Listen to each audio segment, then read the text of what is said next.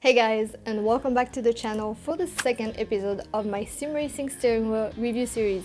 In the last video, we reviewed the TrakRacer F64 and ranked it on the leaderboard against the steering wheels that I've owned so far. With its impressive build quality and feature set, it took over first place in my rankings. But today I'm reviewing another high-end product, the VPG Mustang GT3 sim racing wheel.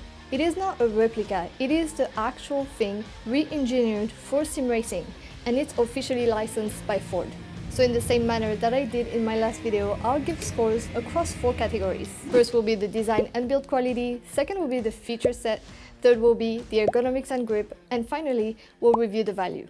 And the first thing that I noticed after taking this thing out of the box is its weight. It is so light. I'm not that surprised actually, because there is just an insane amount of carbon fiber on it. It's everywhere and it's actually pretty impressive.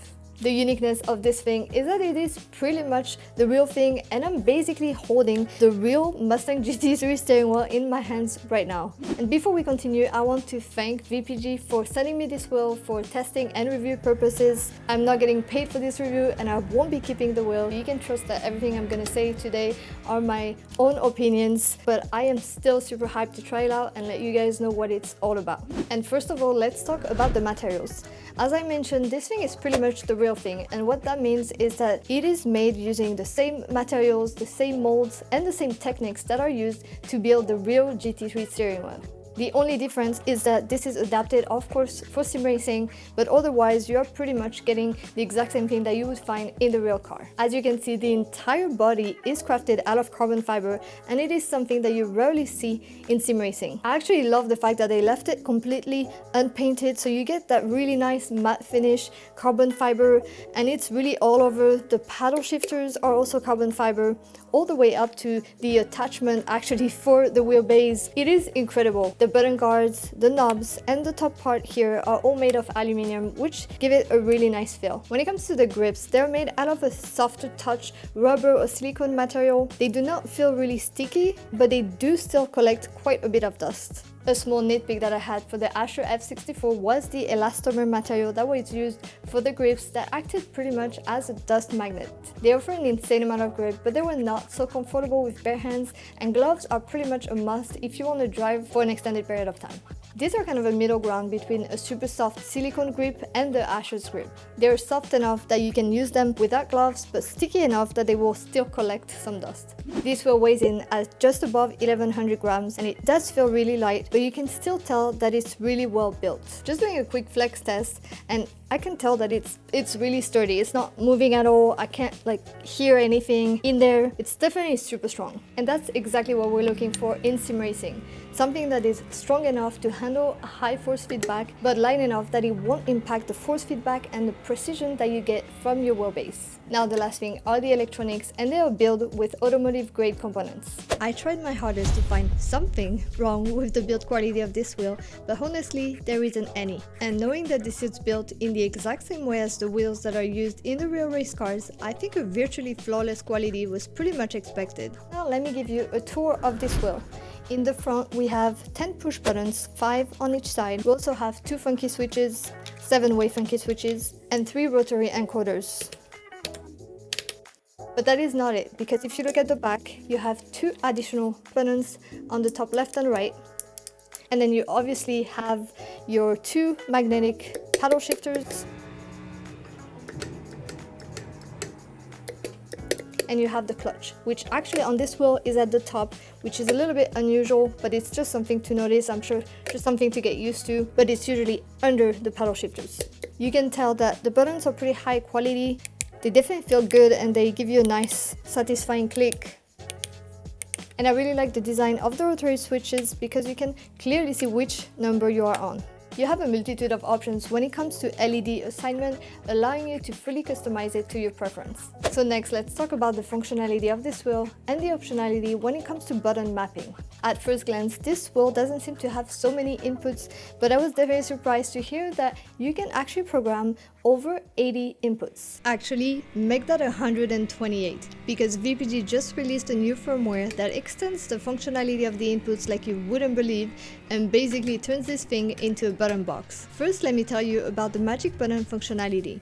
You can assign one of the 5 push buttons on the left and one of the 5 push buttons on the right as magic buttons. So say I assign the OK button as magic, that would mean it's linked to the multi-switch. At position 0 on the multi-switch, the OK button would be my push to talk. At position AC, the OK button would be my tow button. At position E-Pass, it could be my delta button, and so on. So that one OK button now has 12 inputs. So how do we get to over 100 inputs? Well, not only can you make 2 of the push buttons of the front magic buttons, you can also do that with the 2 on the rear and the funky switches. You can even set your top rotary dials as encoders if you wanted to. Not only that, but the possibilities with the clutches are also exciting. With the new VPG software, you can link the clutches to the multi-switch too, so say you are about to start a race and need to get the car off the line. Setting the multi-switch at position 0, you have the normal clutch functionality on both sides.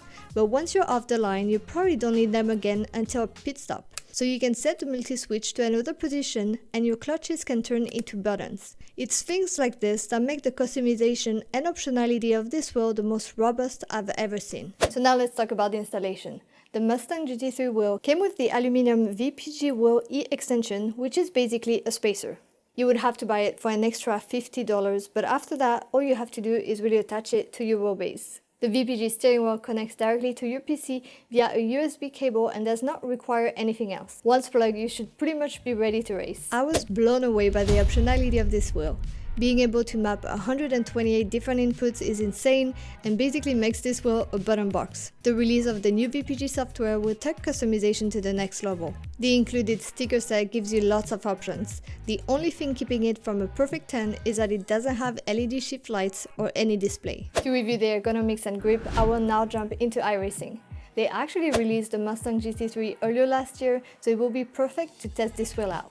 Alright guys, so I'm now in iracing in the Mustang GT3, and the first thing that I wanted to show you is how realistic the steering wheel is. So if we look at the game, you have the exact same steering wheel. I tried to match the buttons as good as I could with the stickers that I was provided by VPG, and I'm going to change the height in the car so you can see the steering wheel.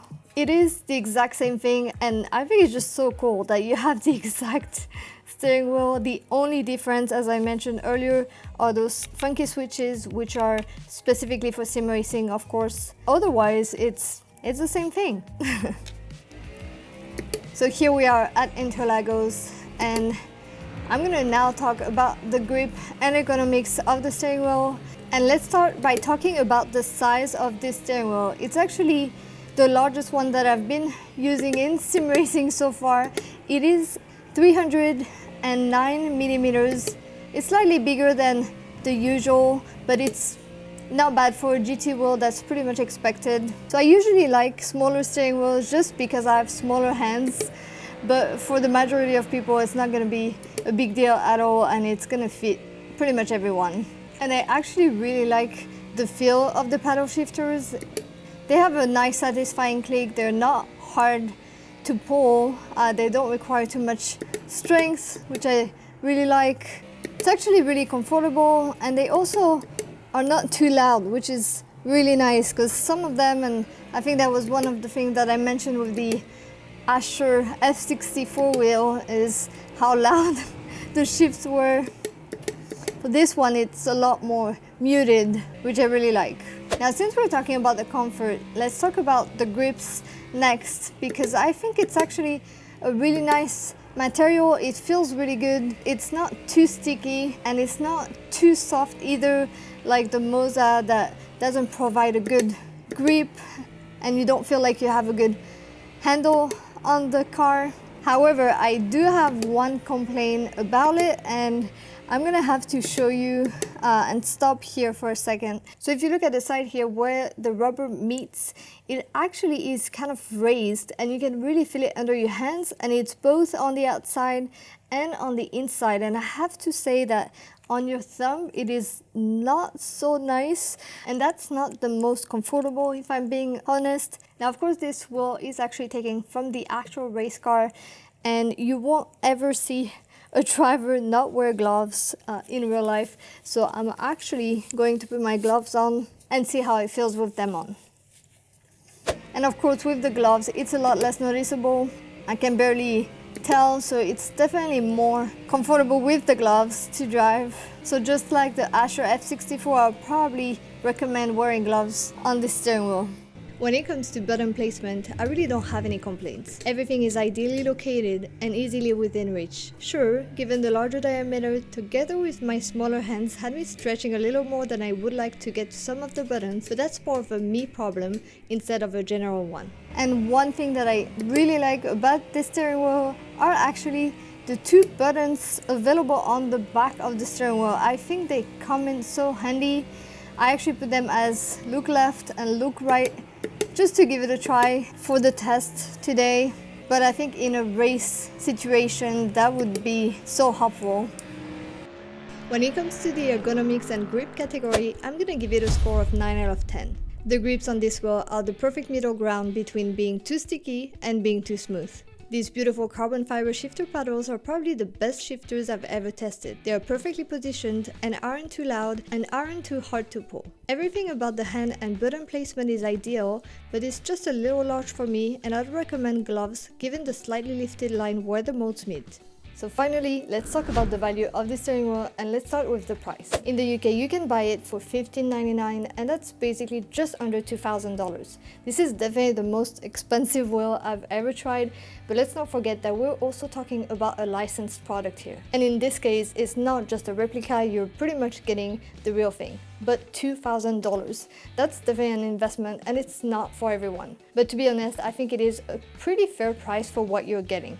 And if you look at other brands, the Fanatec Bentley GT3 is actually the exact same price. So granted, this is not for the casual sim racer. However, if you have the money and if you're a huge fan of the Mustang GT3, then why not go for it? It's easy to dog the value score of this wheel given its price point. However, we also need to ask, who is this wheel for? In my eyes, I think that it is a dream wheel for any Ford racing fan. And it's also one of the few wheels that is as real as the real thing, which is a big plus for immersion. The person who's buying this wheel definitely has the money to spend and probably has already spent a lot of money on gear that adds immersion to their setup, such as Simucube active pedals, massive triple monitors, and so on. And of course, while designed for the Mustang GT3, it would also make a great wheel for any other GT car or prototype. So before I wrap up this video, let's recap the pros and cons of the Mustang GT3 sim racing wheel. And let's start with the pros. First of all, you are getting a Ford licensed product, and it is as close as you will ever get to the real thing. Second is the quality and durability. Because you have high-end materials such as carbon fiber, there's nothing that you have to worry about on the long term. Third is that you get a bunch of programmable inputs. And lastly, the ergonomics are really good and it's a very comfortable steering wheel. Now for the cons, of course, the price at $2,000, it is prohibitive for most people and it's definitely targeting a very specific audience. The second thing that I would put on the list is that it's just a little bit big. I think for most people it would be fine. Again, this is a personal preference. With my smaller hands, I would rather have something slightly tinier, but it's not a big deal, of course. And the last thing is about the button stickers, which I think could be slightly higher quality, but you don't even have to put them on if you don't like them. So where does the VPG Mustang GT3 sim racing wheel fit on the leaderboard? Well, if I'm being honest, I think it ranks slightly higher than the Asher F64 on most fronts, but it's also a lot more expensive. In a subjective manner, if I had to choose between the two, I'd probably go with Asher, but the main reason would be the size. As this feels a bit unfair given very little complaints about the VPG wheel, I realized that there is probably a need to separate wheels by size. The Formula style under 300mm and the GT style 300mm and over. In that category, I would only have the Mozak KS, which is hardly comparable as we are talking about completely different price points. But that allows me to rank the Asher and the VPG wheels to a similar level in two different categories. So that's gonna be it for today's video. I hope you find it helpful, and if you have any questions at all, don't hesitate to let me know in the comments below. If you enjoyed watching, please give this video a like and consider subscribing to the channel. Thanks for watching, and I'll catch you in the next one.